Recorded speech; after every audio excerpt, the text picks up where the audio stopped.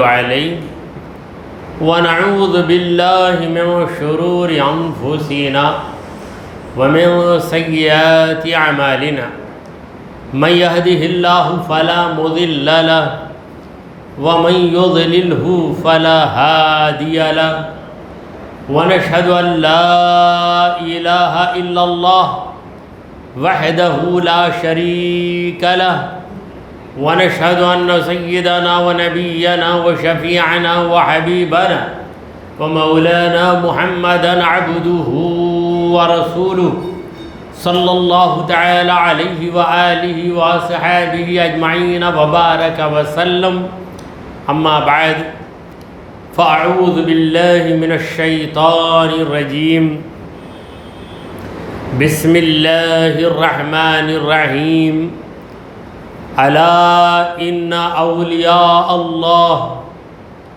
لا خوف عليهم ولا هم يحزنون الذين آمنوا وكانوا يتقون صدق الله مولانا العظيم. حاضرین محفل، السلام علیکم ورحمۃ اللہ وبرکاتہ. اللہ رب العزت جل وعلا کی ہم پر بے پناہ مہربانی ہے کہ اس نے ہمیں آقائے نامدار احمد مختار مدنی تاجدار دونوں جہاں کے سردار حضرت محمد مصطفیٰ رسول خدا صلی اللہ تعالی علیہ وآلہ وسلم کی بابرکت امت میں پیدا فرمائے. سامعین کرام، روزانہ حمد و صلات کے بعد سورہ یونس کی آیت میں تلاوت کرتا ہوں. الا ان اولیاء اللہ لا خوف علیہم ولا هم یحزنون. میں چاہتا ہوں کہ آج اس آیت کی وضاحت کروں، اس آیت کی قدر تفسیر کروں. بہت سے لوگ یہ پوچھتے ہیں اولیاء کے بارے میں کہاں ہے. تو اگر کوئی ایسا سوال آپ سے کرے تو آپ فوراً یہ آیت پڑھ لیجئے. سورہ یونس میں اللہ تعالی اولیاء کے بارے میں فرما رہا ہے الا ان اولیاء اللہ لا خوف علیہم ولا هم یحزنون. اس پوری آیت میں اللہ نے اپنے اولیاء کا مقام بیان کیا ہے. اولیاء کا مقام اللہ سے بہتر طریقے سے کون بیان کر سکتا ہے؟ ہم جو بھی اولیاء کے بارے میں کہیں گے وہ اسی آیت کی تفسیر ہوگی، اسی آیت کی وضاحت ہوگی. آیت ایک ایسا کوزہ ہے جس نے اپنے اندر سمندر کو لے لیا. یہ آیت آپ پڑھیے، غوث العظم کی زندگی دیکھیے. آیت کے اندر اولیاء کی جو شان بیان کی گئی ہے وہی شان حضرت غوث العظم دستگیر جیلانی محبوب سبحانی رضی اللہ تعالیٰ عنہ کی زندگی میں آپ کو نظر آئے. دیکھیں، یہ سورہ یونس کی آیت ہے. اس آیت کو اللہ تعالیٰ نے اسی واسطے نازل کیا تاکہ اس کے اولیاء کا مقام لوگوں کو معلوم ہو جائے. آیت میں کوئی دوسری بات نہیں، خدا کا کوئی حکم نہیں بیان کیا گیا. خدا کا حکم دیگر آیتوں میں بیان کیا گیا ہے، اور دوسرا کوئی واقعہ بھی بیان نہیں کیا گیا، نہ قیامت کی بات کی گئی. صرف اور صرف اولیاء کے بارے میں یہ مکمل آیت اتری. الا ان اولیاء اللہ، یاد رکھو یقیناً جو اللہ کے اولیاء ہیں لا خوف علیہم ولا هم یحزنون، ان پر نہ کوئی خوف ہے اور نہ وہ غم زدہ ہوتے. یہ شان بیان کی اللہ نے اپنے ولیوں کی.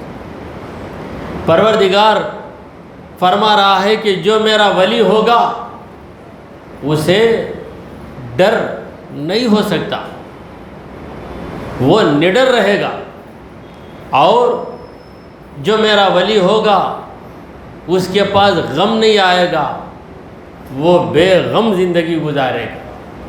حضرات گرامی، خوف کیا ہے، غم کیا ہے؟ ہر ایک جانتا ہے خوف کیا ہے، غم کیا ہے، کیونکہ کوئی اس سے بچا ہی نہیں۔ خوف سے کون بچا؟ غم سے کون بچا؟ خوف کسی بھی بات کا خوف نہیں ہے، بڑا مالدار ہے، راجا ہے، کوئی کچھ بگاڑ نہیں سکتا، اس سے پوچھو کیا خوف نہیں، کہے گا اسے بھی خوف۔ کیا خوف ہے؟ مر جانے کا خوف۔ مرنے کا خوف تو ہر ایک کو ہے۔ اور پھر غم، اس سے کون بچا ہے؟ ایک شاعر کہتا ہے، زمانہ چھان مارا اور یہ دنیا دیکھی بھالی ہے۔ زمانہ چھان مارا اور یہ دنیا دیکھی بھالی ہے، نہ کوئی خوش و خرم ہے، نہ کوئی غم سے خالی ہے۔ ہر ایک کے دل میں غم غم غم ہے، مگر پروردگار کہتا ہے کہ جو میرے اولیاء ہیں، نہ ان کے دلوں میں خوف ہے، نہ ان کے دلوں میں غم ہے۔ غوث الاعظم کی زندگی دیکھیے کہ پوری زندگی میں غوث الاعظم کسی سے ڈرے نہیں، بادشاہ وقت سے ڈرے نہیں۔ 18 سالہ نوجوان ہیں، ڈاکوؤں نے 60 ڈاکوؤں نے پورے قافلوں کو لوٹ لیا، ظلم کر رہے ہیں۔ شیطان صفت ڈاکو، یہ کیک کا چہرہ بھی بھیانک ہے، مگر غوث الاعظم کو ڈر ہی نہیں۔ بغیر ڈر کے ایسا جواب دیا کہ ڈاکو کی حالت خراب ہو گئی، پھر ڈاکو کو ہدایت بھی مل گئی۔ تو بغیر خوف کے زندگی گزارنے والے اولیاء ہوتے۔ خوف کیا ہے؟ غم کیا ہے؟ خوف کسی چیز کے چلے جانے کا خوف۔ کسی کے بیگ میں 10 لاکھ ہے، اسے خوف ہے 10 لاکھ روپے چلے جائیں گے۔ کوئی جائیداد رکھتا ہے، حکومت نے اعلان کر دیا کہ اب ہر ایک کی جائیداد کو ضبط کیا جائے گا، تو جائیداد والا ڈرتا ہے کہ کہیں میری زمین نہ چلی جائے۔ تو کسی چیز کے جانے کا ڈر ہوتا ہے، خوف ہوتا ہے۔ اب اولیاء کرام کسی چیز کو اپناتے ہی نہیں۔ جب اپناتے نہیں تو انہیں خوف کس بات کا ہو؟ جو دنیا کو اپنے دل میں جگہ دیتا ہے، زمین کو اپنے دل میں جگہ دیتا ہے، دولت کو اپنے دل میں جگہ دیتا ہے، وہ ڈرے گا۔ اللہ کا ولی اپنے دل میں خدا اور اس کے رسول کے سوا کسی کو جگہ دیتا ہی نہیں۔ اور خدا ایسا ہے جو کبھی جدا نہیں ہوتا۔ ہر ایک تم سے ہو سکتا ہے جدا، ہر ایک تم سے ہونے والا ہے جدا، مگر جو نہ ہوگا تم سے جدا وہ ہے تمہارا خدا، ہمیشہ ساتھ۔ پروردگار کہتا ہے وَهُوَ مَعَكُمْ، وہ تمہارے ساتھ ہی ہے۔ اَيْنَمَا كُنْتُمْ، تم جہاں بھی رہو۔ گھر سے مسجد آئے تو گھر والے دور ہو گئے، گھر کے لوگ، بیوی، بچے، ماں، بہن، یہ دور ہو گئے۔ اب مسجد سے نکل کر گئے تو مسجد میں جو ہمارے ساتھی تھے، مصلی تھے، نمازی تھے، وہ جدا ہو گئے۔ مدراس سے نکل کر آپ کلکتہ گئے تو مدراس والے آپ سے جدا، اور کلکتہ سے نکل کر مسجد مدراس آ گئے تو کلکتہ والے آپ سے جدا۔ مگر بتائیے کیا کبھی آپ سے خدا جدا ہوا ہے؟ خدا کبھی جدا نہیں ہوا۔ خدا جدا، خیر اوپر نقطہ، جدا میں نیچے نقطہ، خدا جدا نہیں ہوتا، ہمیشہ ساتھ ہے۔ وَهُوَ مَعَكَ، کوئی بچپن تک ہمارا ساتھی، پھر لڑکپن میں دوسرا ساتھی، جوانی میں کوئی ساتھی، بڑھاپے میں کوئی ساتھی، مگر بچپن میں بھی، لڑکپن میں بھی، جوانی میں بھی، بڑھاپے میں بھی، مرنے کے پہلے بھی، مرنے کے بعد بھی جو ہمیشہ ہمارے ساتھ ہے وہ کون ہے؟ ہمارا خدا ہے۔ پروردگار فرماتا ہے نحن ونحن اقرب الیہ من حبل الورید، ہم انسان سے اس کی شہ رگ سے زیادہ قریب، وَنَحْنُ أَقْرَبُ إِلَيْهِ مِنْكُمْ، ہم انسان سے اے لوگو تم سب سے بڑھ کر قریب ہیں، وَلَكِنْ لَا تُبْصِرُونَ، لیکن تم دیکھتے نہیں ہو۔ تو اولیاء خدا کو اپناتے، اولیاء کو کسی چیز کے جانے کا ڈر نہیں ہے، اگر چیز جائے تو بھی ان کو اس کا غم نہیں۔ تو خوف کے بارے میں ہمیں پتہ چلا کہ کسی چیز کو اپنا لینے کے بعد اس کے جانے کا ہمیں خوف ہوتا ہے۔ اب یہ غم کیا ہے؟ غم جو ہے کسی چیز کے چلے جانے کے بعد، کسی چیز کے چلے جانے کے بعد جو حالت طاری ہوتی ہے، چلے گیا نا، میرا گھر تھا چلے گیا، میری دولت تھی چلے گئی، میری وہ زمین تھی چلے گئی، کسی چیز کے چلے جانے کے بعد غم ہوتا ہے۔ اور ایسی چیز چلے گئی جو آپ کی نہیں ہے، آپ کی چیز نہیں، کسی کی چیز چلے گئی تو آپ کو غم نہیں، کیونکہ آپ نے اسے اپنایا ہی نہیں۔ تو اولیاء کرام کسی چیز کو اپنائے بغیر رہتے ہیں، کسی چیز کے مالک بھی بنتے ہیں تو اسے باہر ہی رکھتے ہیں، دل میں نہیں رکھتے۔ یہ بہت بڑے ولی تھے، ان سے ملنے کے لیے ایک شخص آیا، دیکھا کہ اس ولی کے گھوڑے کا استبل سونے سے بنا ہوا ہے، سونے کا ہے۔ تو اس کی نظر پڑ گئی وہاں پر، دل میں وسوسہ آ گیا، کیسے ولی ہے گھوڑے کے باندھنے کی جگہ گولڈ کے ہے، سونے کے ہے۔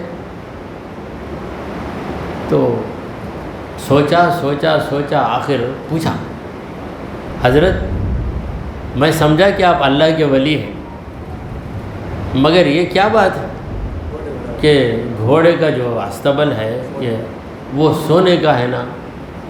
تو آپ نے کہا زر کا معنی کیا ہے؟ سونا، سونا چاندی، سیم و زر کہتے ہیں۔ زر کہاں ہے؟ زر در گلس، نہ کہ در دل۔ سونا مٹی میں ہے، میرے دل میں نہیں۔ ارے مٹی میں رکھتا، اب دل میں رکھتا تو وہاں کیوں رکھتا اسے؟ اور اللہ والے ایسے ہوتے ہیں کہ بہت سی چیزیں وہ اپنی طرف سے نہیں لیتے، کوئی ان کے لیے کر دیتا ہے، کوئی ان کا عاشق، کوئی ان کا محب، کوئی ان کا مرید لا کر وہ باندھ کر چلا جائے تو وہ کیا کریں؟ ان کو تو اس کی پرواہ بھی نہیں رہتی۔ تو فوراً کہا زر در گل، گل فارسی میں مٹی کو گل کہتے، پھاوڑے کا نام گل صفا، مشہور کہاوت ہے۔ یہ مٹی میں رہنے والی چیز ہے، میں نے مٹی میں اسے رکھا ہے، نہ کہ در دل، دل میں نہیں رکھا۔ دیکھیے دنیا باہر رہے تو اچھی، باہر رہے تو اچھی، دل میں آئے تو خراب۔ کشتی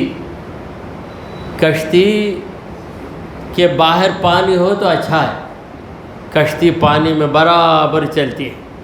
پانی اگر کشتی میں آ جائے، کشتی میں چھوٹا سا سوراخ کر دو، سوراخ سے پانی اندر آ گیا تو اب کشتی تیرے گی نہیں، ڈوب جائے گی۔ اسی طرح دنیا کو باہر رکھو تو ڈوبے بغیر جاؤ گے۔ اولیاء کرام کے خدموں میں دنیا ہوتی ہے، اولیاء کرام بظاہر دنیا میں نظر آتے ہیں مگر وہ دنیا کو دل میں نہیں اتارتے، دل میں اتار لیں گے تو اسی دن بربادی آ گئی۔ شاعر کہتا ہے دنیا میں ہوں، کون دنیا میں نہیں؟ اولیاء کرام بھی تو دنیا ہی میں ہیں، آسمان پر تو نہیں چلے گئے، دنیا ہی میں ہیں۔ غوث العظم بھی دنیا میں تھے، خواجہ معین الدین بھی دنیا میں تھے، خواجہ بندہ نواز بھی دنیا میں تھے، اس وقت جتنے اولیاء ہیں دنیا ہی میں ہیں۔ دنیا میں ہوں، دنیا کا طلبگار نہیں، دنیا میں ہوں، دنیا کا طلبگار نہیں ہوں، بازار سے گزرا ہوں، خریدار نہیں۔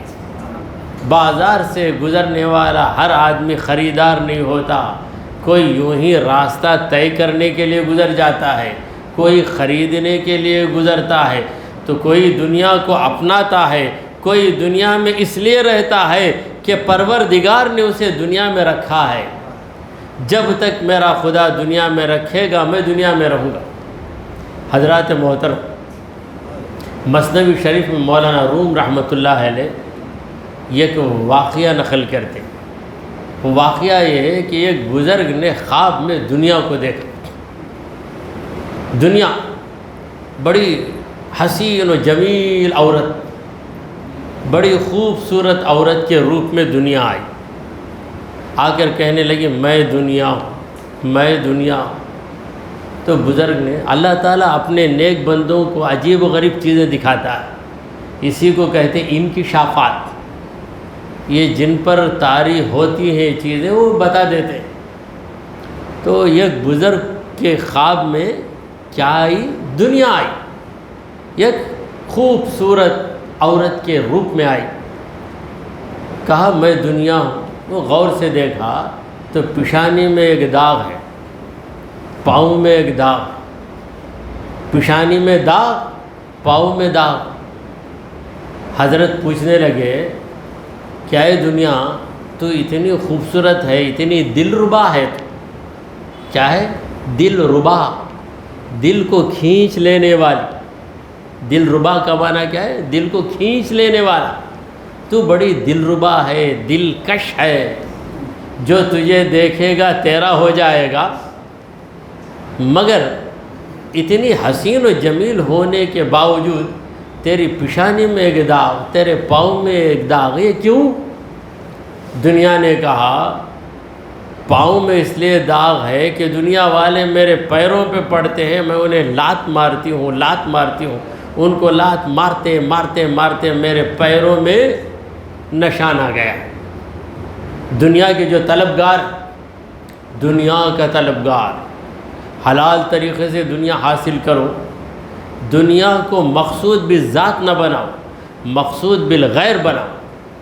مقصود بالغیر اس لیے کہ بیوی بچوں کی پرورش کرنے کے لیے ہمیں حلال طریقے سے کمانا ہے۔ دین کے لیے دنیا کو اپناؤ تو وہ دنیا دنیا نہیں رہتی، وہ دین ہو جاتی۔ اگر دنیا ہی کا کوئی پجاری ہے، دنیا کے پیچھے پیچھے بھاگتا ہے، تو اس کے بارے میں ہمارے نبی کریم صلی اللہ علیہ وسلم نے فرمایا کہ الدنیا جیفا وطالبها کلاب، دنیا مردار ہے۔ الدنیا جیفا، دنیا مردار ہے۔ مردار کسے کہتے ہیں؟ کوئی مر جائے، اس کا جسم سڑنے لگتا ہے تو اس جسم کو مردار کہا جاتا ہے۔ جانور مر کے پڑا ہے تو اس کا نام جانور نہیں، بکرا مر کے پڑا ہے تو اس کا نام بکرا نہیں، مردار، مردار پڑا ہے، مردار پڑا ہے۔ مردار کا گوشت کھانا ناجائز ہے۔ انما حرم علیکم المیتۃ، بے شک اللہ نے تم پر مردار کو حرام کر دیا، اس کا نام ہی کیا ہو جاتا ہے؟ مردار۔ مردار اگر ذبح ہو جائے، بکرے کو آپ نے اللہ کا نام لے کر ذبح کر دیا تو اس کا نام ذبیحہ، اس کا نام حلال، نام بدل گیا، درجہ بدل گیا۔ وہ اپنی موت مرا ہے تو اس کا نام ہے مردار، جو خدا کے نام پہ مرا ہے اس کا نام ہے ذبیحہ۔ جو اپنی موت مر گیا وہ حرام، نجس، ناپاک، جو خدا کے نام پہ کٹ گیا وہ حلال بھی ہے، پاک بھی ہے، جائز بھی ہے۔ اسے کھاؤ تو کھانے کی اجازت، کسی کو کھلاؤ تو کھلانے کا تمہیں ثواب ملے گا۔ تو حضرات گرامی، میں یہ عرض کر رہا تھا کہ دنیا سے اس بزرگ نے پوچھا کہ بیٹی دنیا، یہ کیا حال ہے تیرا؟ پاؤں میں ایک نشان، پیشانی میں ایک نشان۔ دنیا نے کہا کہ پاؤں کا نشان کیوں ہے؟ پہلے اس کی میں وضاحت کر دیتی ہوں، اس کا ایکسپلینیشن دیتی ہوں۔ کیا دنیا والے مجھے طلب کرتے، میں کیا کرتی ہوں؟ ان کو لات مارتی ہوں، ان کو لات مارتی ہوں۔ رسول کریم صلی اللہ علیہ وسلم نے فرمایا الدنیا جیفا و طالبها کلاب، دنیا مردار ہے اور اس کے طلب کرنے والے کتے ہیں۔ اسی لیے بزرگان دین کہتے ہیں اگر خواب میں کتے کو دیکھو کہ تمہارے پیچھے پڑا ہے تو سمجھو کہ کوئی دنیا والا تمہارے پیچھے پڑ گیا، دنیا والا تمہیں نہیں چھوڑے گا۔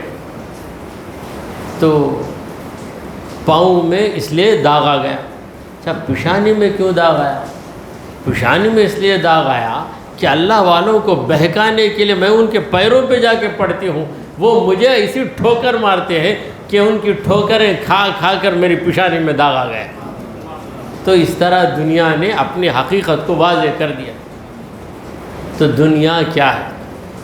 سامعین کرام، دنیا بیوی بچوں کا نام دنیا نہیں ہے۔ اگر ایسا ہوتا تو غوث الاعظم کو بیوی بھی نہیں ہوتی، بچے بھی نہیں ہوتے۔ ہمارے غوث پاک کو 4 بیویاں، 4 بیویوں سے بھی اللہ نے آپ کو اولاد سے سرفراز کیا۔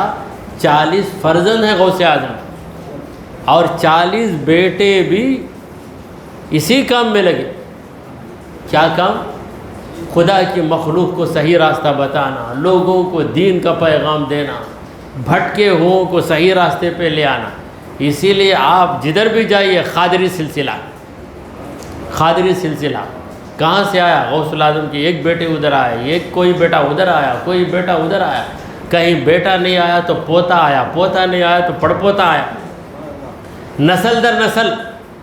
غوث الاعظم کو اللہ تبارک و تعالی نے یہ فضیلت عطا فرمائی کہ آپ کی نسل در نسل نے دین کا کام کیا ہے۔ سارے عالم میں ہے قادری سلسلہ، سارے عالم میں ہے قادری سلسلہ، سب کے ہیں رہنما میرے غوث الورا، سب کے ہیں رہنما میرے غوث الورا، سرور اولیاء میرے غوث الورا، سب کے مشکل کشا میرے غوث الورا۔ سامعین کرام، میں عرض کر رہا تھا کہ حضرت غوث الاعظم دستگیر جیلانی محبوب سبحانی رضی اللہ تعالیٰ عنہ کی زندگی سراپا دین ہے، دین ہی دین ہے۔ دین کو اگر کسی کی شکل میں دیکھنا ہے تو غوث الاعظم کی شکل میں دیکھ۔ اب دنیا کی بات آئی کہ دنیا کیا ہے، دنیا کیا ہے۔ مثنوی شریف میں مولانا جلال الدین رومی عارف رومی رحمۃ اللہ علیہ فرماتے ہیں چیست دنیا از خدا غافل بدن، چیست دنیا از خدا غافل بدن۔ یہ صوفیاء کرام کی طرز، اہل تصوف مثنوی کا درس دیتے ہیں تو مثنوی کو اس طرز میں پڑھتے ہیں۔ چیست دنیا، دنیا کیا ہے، دنیا کیا ہے؟ از خدا غافل بدن، خدا سے غافل ہو جانے کا نام ہی دنیا ہے۔ خدا کو تم بھول گئے، دنیا والے بن گئے۔ خدا کو یاد کر رہے ہو تو خدا والے بن گئے۔ اللہ کو یاد کیا تو اللہ والا بن گیا، اللہ کو بھول گیا دنیا والا بن گیا۔ کوئی نماز میں ہے، نماز میں تو ہے مگر ہے دنیا والا، کیونکہ نماز میں بھی دنیا ہی کا حساب لگا رہا ہے۔ کہتے ہیں کہ ایک بار امام صاحب نے عصر کی نماز بجائے 4 رکعت کے 3 رکعت پڑھا دی، سلام بھی پھیر دیا۔ اب ایک شخص کھڑے ہو کر کہنے لگے کہ حضرت 3 رکعت ہی آپ پڑھائے تھے، امام صاحب 3 رکعت پڑھائے۔ تو امام صاحب نے دیگر لوگوں کو دیکھا، ہر ایک شبہ میں پتہ نہیں، ہم لوگ بھی ادھر ادھر کے خیال میں تھے۔ آخر امام صاحب نے پوچھا بھائی تم اتنا پکا کیسے بول رہے ہو؟ 25 آدمیوں میں کسی کو خیال نہیں ہے، پکا تم کیوں کہہ رہے ہو؟ بولا دیکھو حضرت میرے 4 دکانیں ہیں، ایک رکعت میں ایک دکان کے بارے میں سوچتا میں، 3 دکانوں کے بارے میں سوچا کہ آپ سلام پھیر دیے، ابھی 4تھے دکان کے بارے میں سوچا ہی نہیں، لہٰذا میں پورے یقین کے ساتھ کہتا ہوں کہ آپ 3 رکعت ہی پڑھا۔ تو نماز میں بھی ہے خیال دنیا ہی کا ہے، جبکہ اللہ فرماتا ہے وَأَقِمِ الصَّلَاةَ لِذِكْرِي وَأَقِمِ الصَّلَاةَ لِذِكْرِي، اے مومن نماز کو قائم کر میری یاد کے لیے، میرے ذکر کے لیے۔ تو چیست دنیا از خدا غافل بدن، خدا سے غافل ہو جانے کا نام ہی دنیا ہے۔ ہمارے غوث العظم کبھی خدا سے غافل ہوئے ہی نہیں، کیونکہ غفلت دنیا والوں کا کام ہے، بیداری اللہ والوں کا کام ہے۔ بیدار، ہمیشہ الرٹ رہنا، بیدار رہنا۔ اللہ والے ہمیشہ خدا کی یاد میں رہتے۔ دیکھیے ایک بات میں عرض کر رہا ہوں، بعض لوگ پوچھتے کہ اللہ کا خیال کیسے رکھنا، نماز میں بھی ادھر کا ادھر کا خیال آ جاتا نا، اللہ کا خیال کیسے رکھنا؟ یہ سوال کون کرتے؟ غافل لوگ جو غفلت میں مبتلا ہیں۔ اللہ والے بولتے اللہ کو بھول جاتے، ایسا بھی ہوتا کیا؟ Is it possible to forget Allah? Allah کو بھول جانا بھی ممکن ہے کیا؟ کیوں بھائی؟ ارے دکھا رہا ہے، وہ دکھانے والے کو دیکھتے دیکھتے تو کیسے بھولے گا؟ اگر خدا تجھے نہ دکھائے تو دیکھے گا نہیں، وہ دکھا رہا ہے تو اس کو کیسے بھول گیا؟ ارے کھانے والے وہ کھلا رہا ہے، اسے کیسے بھول گیا؟ چلنے والے وہ چلا رہا ہے، اسے کیسے بھول گیا؟ سب سے بڑی بات تو زندہ ہے، اس نے تجھے زندہ رکھا، زندگی دینے والے کو تو کیسے بھول گیا؟ زندگی آمد برائے بندگی، زندگی بے بندگی شرمندگی۔ تو زندگی دینے والے کو کوئی بھول جاتا ہے، کیا ایسا بھی ہو سکتا ہے کیا؟ تو اللہ والے خدا کو بھول نہیں سکتے، کیونکہ وہ خدا کی نعمتوں کو یاد کرتے رہتے ہیں۔ میرا ایک سانس اس کے قبضے میں ہے۔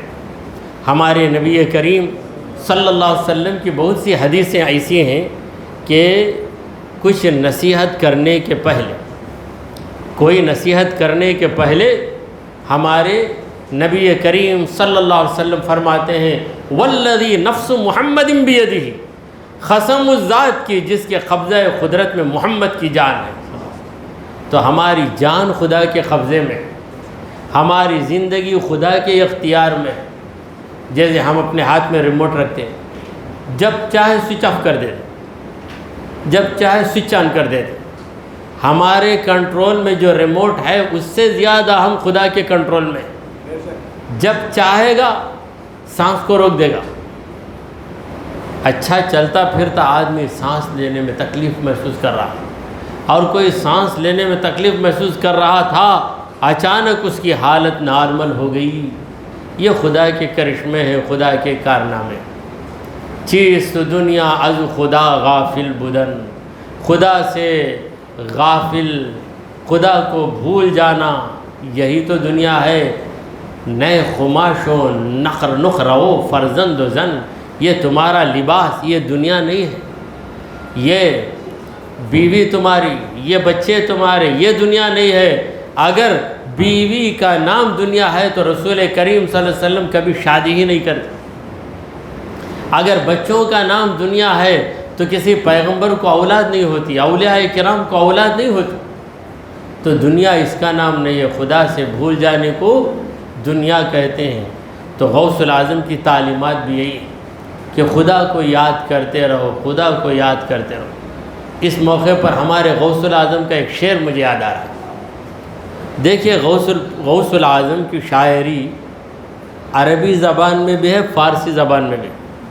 ہمارے غوث پاک کی مادری زبان، مدر ٹنگ فارسی۔ بغداد میں آنے کے بعد آپ نے عربی کو اپنا لیا، تو فارسی میں بھی آپ کے اشعار۔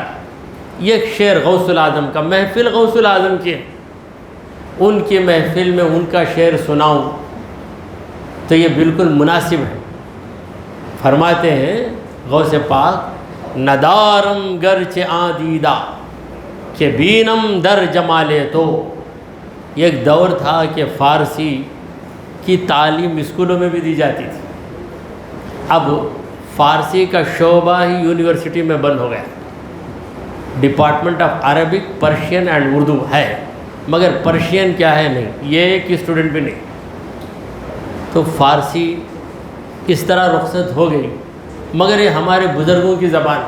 خواجہ غریب نواز کے اشعار بھی فارسی میں ہیں، خواجہ قطب الدین بختیار کاکی کے اشعار بھی فارسی میں ہیں. اس لیے ہمیں فارسی بھی سیکھنا چاہیے.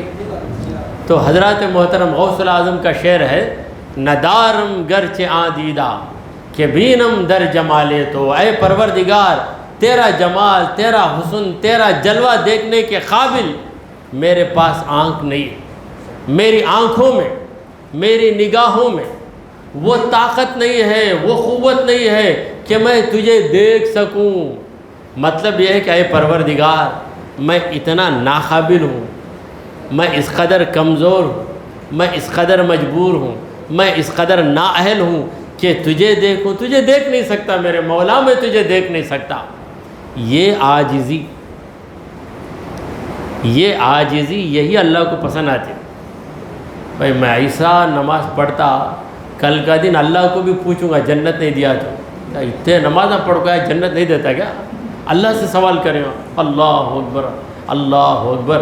ہمارے نبی کریم صلی اللہ علیہ وسلم نے کہا کہ خدا سے فضل مانگو، عدل نہیں مانگو. عدل مانگیں گے تو پھر بچ نہیں سکتے. عدل کیا ہے؟ انصاف. اللہ سے فضل مانگو. کیا فضل؟ مہربانی. اے پروردگار مہربانی کر، مہربانی کر، یہی مانگو. دیکھیے بعد میں بات آ گئی فضل اور عدل کی بات.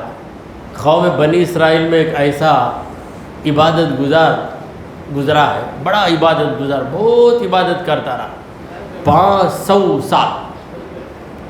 1 سال 2 سال نہیں، 500. اتنی لمبی عمر تو ہم کو مل نہیں سکتی. ہم جو ہے 50 سال میں ڈھیلے بولتے تھے، آدھا نوٹ ہو گیا بولتے. ایک زمانے میں 100 کا نوٹ ہی بڑا نوٹ تھا، تو بولتے ہاف سینچری مار دیا آپ کا، ڈھیلا ہو گیا. لیکن پرانے زمانے کے لوگوں کی عمریں کسی کی 1000 سال کی بھی عمر ہوتی تھی. تو اس عبادت گزار کی عمر تو تھی بڑی، 500 سال عبادت میں گزار دی. انتقال ہو گیا. اللہ نے فرشتوں کو بھیجا، کہا کہ میرے اس بندے سے پوچھو کہ وہ میرا فضل طلب کرتا ہے یا میرا عدل طلب کرتا ہے.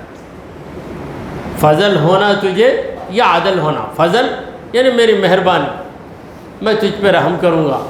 عدل ہونا تو تجھے انصاف دلاؤں گا، انصاف سے تیرا فیصلہ کروں گا. تو بندہ سوچا کہ فضل ہوگا تو کچھ ہوگا، فضل مہربانی کر کے اللہ مجھے کچھ دے دے گا، مگر میں انصاف مانگوں تو 500 سال کی میری عبادت، ایک سال 360 برس، 360 دن کا، تو 100 سال کے کتنے ہو گئے؟ 360 100 36,000، پھر 500. اتنے دنوں کی میری عبادت. انصاف مانگوں گا تو مجھے بہت زیادہ مل جائے گا، اگر کرم مانگوں گا تو کچھ ملے گا. فرشتوں سے کہنے لگا کہ مجھے انصاف چاہیے، عدل چاہیے. واقعی مر گیا. عدل چاہیے، عدل چاہیے. تو اللہ نے فرشتوں کو بھیجا. فرشتوں نے اللہ کے حکم سے کہا کہ دیکھ تو جو عبادت کیا ہے، خدا کی ایک نعمت آنکھ، اگر آنکھ تجھے نہ ملتی تو تیری حالت کیا ہوتی؟ ایک پلڑے میں آنکھ کو رکھ دو، دوسرے پلڑے میں تیری عبادت، یعنی جب تو عبادت کیا ہے تیری آنکھ سلامت رہی، جب عبادت کیا تیری آنکھ سلامت رہی. تو ایک پلڑے میں آنکھ کو رکھ دو، دوسرے پلڑے میں تیرے عمل کو رکھ دو، تو عمل ہلکا ہو گیا اور آنکھ کی جو نعمت ہے وہ بھاری بن کر جھک گئی. اب میری جو نعمت ہے بصارت، تو دیکھتا تھا، کیا تو نے نہیں دیکھا. اور عبادت تو کیا، کتنی مرتبہ تیری آنکھ سے غلط چیز کو تو نے دیکھ لیا. اگر اس کا حساب لوں تو کیا کرے گا؟ اب تجھے کان کی نعمت دیا میں، سانس کی نعمت دیا، زبان کی نعمت دیا، ان تمام نعمتوں کا حساب لگاؤ۔ اب پہاڑوں کے برابر عذاب آ گیا سامنے۔ تڑپ کے کہا میرے مولا میں بڑا احمق نکلا، میں احمق نکلا میرے مولا، تیرے فضل کے بغیر چارہ نہیں، تیرا فضل تیرا فضل تیرا فضل ہو جائے، تیرا فضل ہے میری ذات پر تو حساب ہے نہ کتاب ہے۔ فضل مولا مجھے فضل چاہیے۔ تب اللہ نے کہا کہ میرے بندے کو میرے فضل سے جنتوں کی سیر کروا۔ دیکھیں ہم نماز پڑھ کے باہر جاتے مسجد سے تو کیا دعا کرتے؟ اللہم انی اسألک من فضلک، اے اللہ تیرا فضل میں مانگ رہا ہوں، میں نماز پڑھا اس کی جزا دے، میں تلاوت کیا اس کی جزا دے۔ جزا تو خدا دیتا ہے، کب دے گا جزا؟ جب قبول کرے گا۔ کب قبول کرے گا؟ جب فضل کرے گا۔ فضل ہی نہیں کرے گا، قبول نہیں کرے گا تو تیری عبادت ریجیکٹڈ۔ جب تیری عبادت ریجیکٹڈ تو تو اوارڈڈ کیسا بنے گا؟ تیری عبادت جب رد کر دی جائے گی تو تجھے جزا کیسے ملے گی؟ تو اللہ کو راضی کرنے کے لیے، اللہ کو خوش کرنے کے لیے عبادت کرو، خود بخود انعام تمہیں ملتا جائے گا۔ علامہ اقبال کا ایک شعر عرض کر رہا ہوں۔ علامہ اقبال کہتے ہیں سوداگری نہیں، سوداگری نہیں، یہ عبادت خدا کی ہے۔ سوداگری کا مطلب میں یہ دوں گا تو وہ دینا، میں 10 میٹر کپڑا دوں گا تو 1000 روپے مجھے دے دینا، میں 1 لیٹر تجھے پیٹرول دوں گا تو مجھے 100 روپے دے دینا۔ یہ سوداگری نہیں ہے۔ میں عبادت کروں گا تو جزا دے دے، میں عبادت کروں گا تو جزا دے دے۔ کیا خدا کے ساتھ تجارت کر رہا ہے؟ خدا کو راضی کرنے کے لیے عبادت کر، جزا دینے کا اس نے وعدہ کیا ہے۔ مولا تیرے کرم سے تو انعام دے۔ عبادت کرنا تو میرا فرض ہے، میں بندہ ہوں، بندگی نہ کروں تو پھر کروں کیا؟ سوداگری نہیں، یہ عبادت خدا کی ہے۔ اے بے خبر جزا کی تمنا بھی چھوڑ، خدا ہی کی تمنا رکھ۔ مجھے مقصود رضا تیری، میں ہوں ایک بندہ تسلیم۔ مجھے مقصود رضا تیری، رضا کا معنی کیا؟ خوشنودی، تیری خوشی۔ مگر بچے اسکول کو چھٹی مل جاتی تو رضا کہتے ہیں، کیوں؟ چھٹی سے ان کو بڑی خوشی ہے، اس لیے چھٹی کا نام ہی رضا۔ رضا ہو گئی، آج رضا ہو گئی یعنی مجھے خوشی مل گئی۔ رضا کا معنی خوشی ہے، تو جو خوش ہو جاتا ہے اسے کہتے ہیں راضی۔ راضی کا لفظ رضا سے بنا ہے، رضا سے راضی۔ مجھے مقصود رضا تیری، میں ہوں ایک بندہ تسلیم۔ بندہ تسلیم کا معنی کیا ہے؟ اے پروردگار تیرے فیصلے پہ میں راضی ہوں، کیونکہ تو مہربان ہے، تیرے فیصلے میں رحم ہی رحم ہوگا۔ تیرے فیصلے سے میں بچ جاؤں گا، میں خود فیصلہ کروں تو اٹک جاؤں گا۔ مجھے مقصود رضا تیری، میں ہوں ایک بندہ تسلیم۔ نہ مجھ کو خوف دوزخ کا، نہ مجھ کو شوق جنت کا۔ نہ مجھ کو خوف دوزخ کا، خوف تیرا، نہ مجھ کو شوق جنت کا، مجھے جنت کا شوق نہیں، تیرا ہی شوق۔ تو غوث العظم کا شعر سنا رہا تھا، بات کہیں سے نکل کر کہیں پہنچ گئی، کیونکہ علم ایک دریا ہے۔ غوث العظم کی بات ایک ایسا خطرہ ہے، وہ بات کہ اس خطرے کو آپ ذرا پھیلاؤ تو اس سے سمندر بن جاتا ہے، ذرا اسپلٹ کرو تو پھیل جاتا ہے۔ ندارم گرچہ آندیدہ کہ بینم در جمالے، تو میں وہ آنکھ نہیں رکھتا پروردگار کہ تیرے حسن کو، تیرے جلوے کو دیکھ سکوں۔ نیم نہ امید چوں عمرم گزشت اندر خیالے، تو مگر میں نا امید بھی نہیں، کیوں؟ گزشت اندر خیالے، تو کہ عمرم میری عمر تیری ہی یاد میں گزری ہے۔ اے رب کائنات، جو تیری یاد میں زندگی کا لمحہ لمحہ گزار دیا، کیا تو اسے تیرے دیدار سے محروم کرے گا؟ تو اللہ کی یاد میں پوری زندگی گزرتی ہے اللہ والوں کی۔ تو جب آپ اللہ کی یاد میں ہوتے ہیں تو سمجھ لیجئے کہ آپ اللہ والے ہیں، کیونکہ جو خدا کو یاد کرتا ہے اس سے پہلے خدا اسے یاد کرتا ہے۔ اگر خدا یاد کرتا ہے تو یہ بندہ یاد کرے گا، ادھر سے کرنٹ آئے گا تو یہاں پر اس کا اثر ہوگا۔ اللہ نے کہا وَلَذِكْرُ اللَّهِ أَكْبَرُ، قرآن مجید میں ہے وَلَذِكْرُ اللَّهِ أَكْبَرُ، اللہ کا ذکر بڑا ہے۔ یعنی اے بندے تو خدا کو یاد کرتا ہے یہ چھوٹی چیز، خدا تجھے یاد کرتا ہے یہ بڑی چیز ہے۔ خدا نے تجھ پہ کرم کیا لہٰذا اس کا خیال تیرے دل میں آ گیا، اللہ کا خیال آیا تو اللہ پہ قربان ہو جاؤ، میرے مولا تو نے کیسا کرم کر دیا کہ میرے دل میں تیرا خیال ڈال دیا، میرے دل میں تیری یاد آ گئی، یہ تیرا کرم ہے، اس کے سوا کچھ بھی نہیں۔ تو ہم خدا کے ہیں، ہم خدا کے ہیں۔ اگر خدا کہہ دے کہ میں تیرا ہوں، میں تیرا ہوں، تو یہ کتنی بھاری بات ہے۔ پروردگار کہتا ہے فَاذْكُرُونِی، اے میرے بندو میرا ذکر کرو، مجھے یاد کرو۔ اے پروردگار ہم تجھے یاد کریں تو کیا دے گا ہمیں؟ فرمایا اذکرکم، میں تمہیں یاد کرتا ہوں، تم مجھے یاد کرو، میں تمہیں یہ دوں گا وہ دوں گا، یہ ساری باتیں ایک طرف، میں تمہیں یاد کرتا ہوں۔ کہاں بندہ کہاں مولا؟ حدیث قدسی میں ہے من ذکرنی فی نفسی ذکرتہ فی نفسی، جو اپنے دل ہی دل میں مجھے یاد کرتا ہے میں بھی اسے دل ہی دل میں یاد کرتا ہوں۔ دیکھیے کتنا کرم ہے خدا کا، ہم اس کے بندے اسے یاد کریں، کرنا ہی چاہیے، کیونکہ اس کی بے شمار نعمتیں ہیں۔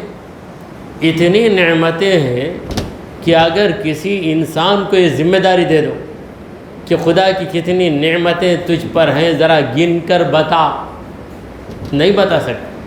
قرآن خود کہتا ہے وَإِن تَعُدُّوا نِعْمَةَ اللَّهِ لَا تُحْصُوهَا، اگر تم اللہ کی نعمتوں کو گننے لگ جاؤ لا تحصوها، نہیں گن سکتے۔ پروردگار کا چیلنج ہے، کتنا کھائے تھے ذرا حساب بتاؤ، آج تک کتنے چاول کھائے ہوں گے ذرا بتا سکتے کیا؟ 25 سال کسی کی عمر ہے، 50 سال کسی کی عمر، 70 سال کسی کی عمر، اتنی عمر میں کتنا چاول کھایا تھا ذرا حساب لگا کے بتا، کتنے لیٹر پانی پیا ذرا حساب بتا۔ پیے بھائی، بے حساب دیتا ہے پروردگار، ہر ایک کو بے حساب دیتا ہے۔ اتنا بے حساب دیا کہ کھانے والے کے پاس ہی حساب نہیں ہے کتنا کھایا، بول نہیں سکتا۔ تو اللہ کی نعمتیں، تو خدا کی نعمتوں کو یاد کرتے رہو، نعمت دینے والا یاد آ جائے۔ نعمت خدا منعم، خدا کون ہے؟ منعم ہے۔ منعم کا معنی نعمت دینے والا، نعمت کو یاد کرو، نعمت دینے والا یاد آئے۔ دیکھیے آپ کے پاس کوئی چیز ہے دوست کی، دوست کا کٹورا آپ کے گھر میں ہے، تو وہ کٹورے کو دیکھتے ہی فوراً آپ کو دوست یاد آ جائے گا، میرا دوست تحفے میں یہ دیا تھا مجھے۔ برتن دیکھو گے، آپ کے بھائی کے گھر سے برتن آیا، دیکھتے بھیا کے گھر سے آیا نہیں ہے، تو برتن دیکھتے بھیا کی یاد آ گئی۔ تو خدا کی اتنی نعمتیں ہیں، خدا یاد نہیں آتا تو بڑی عجیب بات ہے۔ انگلی انگلی میں خدا کا کرم ہے، بلکہ جسم کا قطرہ قدرہ خدا کی نعمت ہے۔ تو خدا کو بھول جانا یہ بڑے تعجب کی بات ہے۔ خدا کو یاد رکھنا یہ تو نارمل بات ہے، خدا کو یاد رکھیں گے۔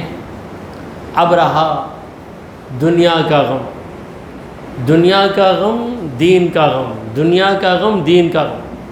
تو دنیا کا غم آتا ہے تو آدمی دنیا کی فکر میں لگ جاتا ہے، دین کا غم آتا ہے تو آدمی دین کی فکر میں لگ جاتا ہے۔ ہمارے غوث پاک کا ایک شعر، دنیا کا غم دین کے غم، اس کے بارے میں غوث الاعظم کا شعر، اس زمانے کی کسی معمولی شاعر کا شعر نہیں۔ غم دنیا مخر کے غم بے خداست، ہمارے غوث پاک فرماتے ہیں اکثر اشعار غوث پاک کے فارسی ہی میں، غم دنیا مخور کہ غم بیہودہ است، دنیا کا غم مت کھا اس لیے کہ یہ بیکار غم ہے۔ کافر بھی یہ غم کھاتا ہے، مشرک بھی یہ غم کھاتا ہے، نصرانی بھی یہ غم کھاتا ہے، یہودی بھی یہ غم کھاتا، تو بھی وہی غم کھایا، تو تجھ میں اور دوسروں میں فرق کیا رہا؟ صبح اٹھتے ہی ایک ہندو کو دنیا کی فکر، تو مومن تجھے بھی دنیا کی فکر، نصرانی کو دنیا کی فکر، تجھے بھی دنیا کی فکر، تو دونوں میں فرق ہی کیا ہے؟ دونوں کی سوچ الگ الگ ہونی چاہیے۔ غم دنیا مخور کہ غم بیہودہ ایک بیکار غم ہے، غم دین خور کہ غم دین است، دین کا غم کھا اس لیے کہ دین کا غم ہی تو غم ہے، یہ وہ غم ہے جو تجھے خوشی عطا کرے گا، دین کا غم تجھے خوشی عطا کرے گا۔ رات ہوئی، صبح ہوتے پہلے یہ غم کہ میں نماز فجر ادا کروں، نماز فجر ادا کروں، مگر نماز فجر کہاں سے ادا کرتے؟ شوق سے ادا کرنے والے وہ خدا کے مقبول بندے ہیں۔ کتنے نوجوان ہیں جو نماز فجر کے موقع پر اتنا سکون سے سوتے ہیں کہ انہیں فکر ہی نہیں ہے کہ فجر کی نماز چلے گی، ہماری فکر ہی نہیں، آرام سے 8 بجے اٹھے، کھائے پیے چلے گئے۔ کیا فجر نہیں پڑھے؟ نہیں، مجھے عادت ہی نہیں وہ پڑھنے کی، بڑے فخر سے بتا، مجھے عادت ہی نہیں فجر پڑھنے کی۔ علامہ اقبال کہتے ہیں جواب شکوہ میں، بندے نے شکوہ کیا، خدا نے اس کا جواب دیا۔ خدا جواب دیتا ہے بندے کو، یعنی آج کا مسلمان ہمیشہ یہ شکایت کرتا، کیوں میری حالت خراب ہے، کیوں میری حالت خراب ہے، دوسرے سب اچھے ہیں، دوسرے سب اچھے ہیں، تیری رحمت تو گرے غیر کے کاشانوں پر، برق گرتی ہے تو بیچارے مسلمانوں پر، اس طرح شکایت کرتا۔ رحمت کہاں کھلتی ہے؟ تیری رحمت تو کھلے غیر کے کاشانوں پر، برق گرتی ہے تو بیچارے مسلمانوں پر۔ تو خدا نے جواب دیا، کس قدر تم پہ گراں صبح کی بیداری ہے، کس قدر تم پہ گراں صبح کی بیداری ہے، ہم سے کب پیار ہے، ہاں نیند تمہیں پیاری۔ اگر تمہارا محبوب کہے کہ 3 بجے میں تم سے ملنے آؤں گا، عشق مجازی دیکھیے، لڑکے کو لڑکی سے عشق ہو گیا، عشق مجازی۔ اگر وہ معشوقہ کہہ دے کہ 3 بجے میں تم سے ملنے آؤں گی، تو کیا وہ لڑکا سوئے گا؟ یہ عشق مجازی ہے۔ خدا سے جو محبت ہے وہ عشق حقیقی ہے۔ عشق حقیقی والا خدا کے حکم کو سن کر کیسے سو سکتا ہے؟ اگر طبیعت کی ناسازی کی وجہ سے سو بھی گیا تو اسے اتنا غم ہوتا ہے، اتنا غم ہوتا ہے، گویا کہ اس کی دنیا اجڑ گئی اور اس پر خزاں طاری ہو گئی۔ تو حضرات محترم، دنیا کا غم مت کھاؤ، دین کا غم کھاؤ، اور دین کے بارے میں سوچتے رہو کہ ہم دین پر کس قدر عمل کر رہے ہیں، ہمارے گھروں میں دینی ماحول کتنا ہے، ہم نے اپنی بیوی بچوں کو کس قدر دین سکھایا ہے، اس پہ توجہ دیجئے۔ یہ ساری باتیں ہمارے غوث العظم کی نصیحتوں کا نچوڑ ہے۔ اللہ تبارک و تعالی ہمیں اولیاء کی تعلیمات پر قائم رکھے اور ہمارا خاتمہ ایمان کی حالت پہ فرمائے۔ آمین۔ وآخر دعوانا ان الحمد للہ رب العالمین۔